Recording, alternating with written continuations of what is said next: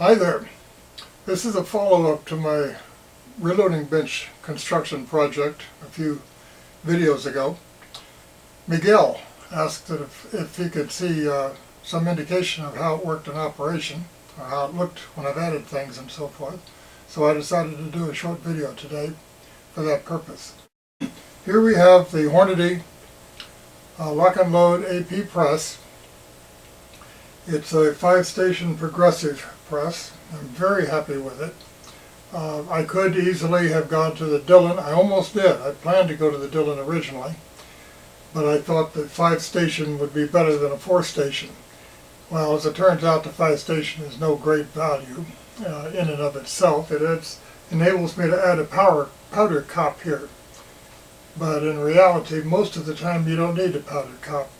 You can tell whether you've got an adequate load or not if you're paying attention.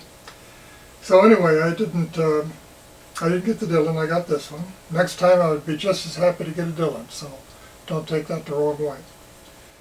When I first started out, when I first set up the bench, I set up this blue sheet on here. This is a CMOS sheet. It's a grounding pad. When you work on sensitive electronic equipment that can be damaged by static electricity, you want to have a CMOS pad like this on your bench. It's grounded to the AC mains, and also you could wear this wrist bracelet if you want, which grounds your wrist or your body also to the platform, to the pad, so that the electronic equipment doesn't get shorted out or doesn't get destroyed by static electricity. I figured it would be a good idea to put it on a reloading bench. Sometimes, rarely, but sometimes static electricity does set off gunpowder. So I thought I would put that on just as in an abundance of caution. When I first started out, I also started out with an electronic scale instead of this balance beam scale. And I found that it was not as accurate as I'd like. It was not as repeatable as I would like. I was getting, it read to 3 decimal places, and I was getting, on the same load, the same amount of powder, I was getting readings all over the place. Sometimes I was getting changes in the first decimal place, up to 3/10 of a gram, and that's just, to my way of thinking, not acceptable. So I talked to Hornady about it, and they said, oh no, the balance beam scale, like this one, is far and away more accurate, much more repeatable. And so I bought it, and that has proven to be the case. That's very true. Now, a couple of things that I'm going to show you here, and I'm going to do close-ups of it so you can see what I'm talking about. We have the shelf back here, which all my equipment and supplies are located on. I've got primers over to the left and bullets here. Now that hum you hear in the background is the aerator for the little aquarium that I have there.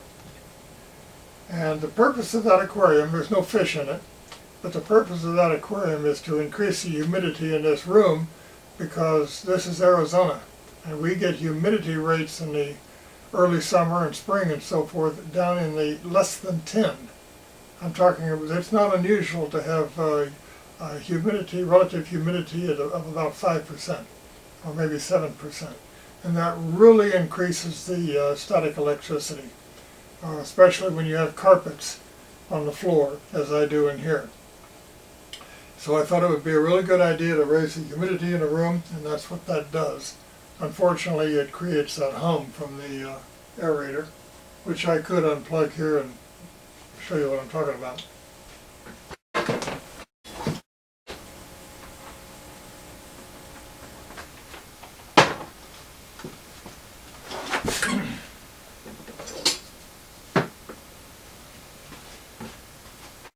So you see the hum goes away. Now under the bench here, I have 2 shelves. The upper shelf has my reloading bins, my brass containers. This is a 223 Remington. These are brass. I do things a stage at a time. I cleaned the brass, and then I cleaned the primer pockets and the interior and so forth, blow it out. I've just ordered a case prep trio so that I can remove the crimps on military brass and be able to reload that as well. So, having said all of that, and having recorded the audio, I'll now insert various sections of close-ups here. I'm sorry I can't get further away from the thing to show a larger view, but this is as wide angle as my lens allows me to get. So I'll see what I can do now to improve the close-up a little bit here.